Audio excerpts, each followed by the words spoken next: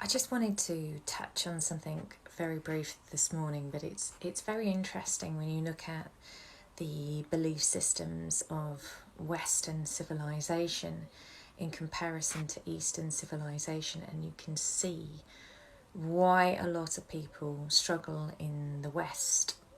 So, for a start, the way our outlook in life in the West is really based on striving towards achievement, and this need for tribal approval or acceptance within society to achieve a certain standard of living. So, if you think of it this way, in the Western world, we're always chasing.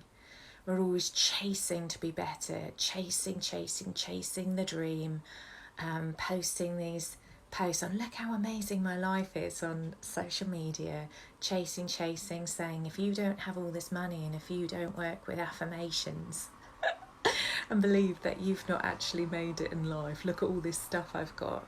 And then if you look at the Eastern philosophy, it's about striving towards letting go. So letting go of all that's not really important in the world, in terms of, is it important that you can afford that car? Is it important that you go on all those holidays?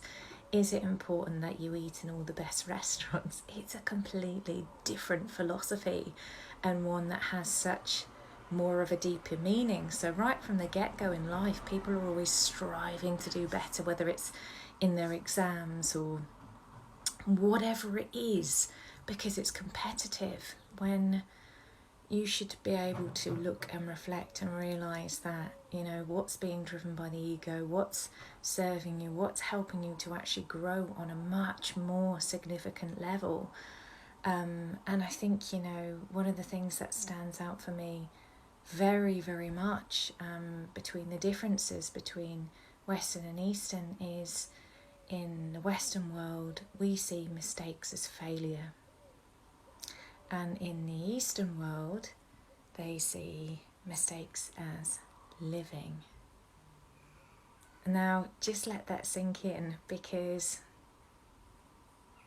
mistakes we always see as failure, not a lesson. And a lot of people don't learn from them because the whole perception on how they learn is completely warped.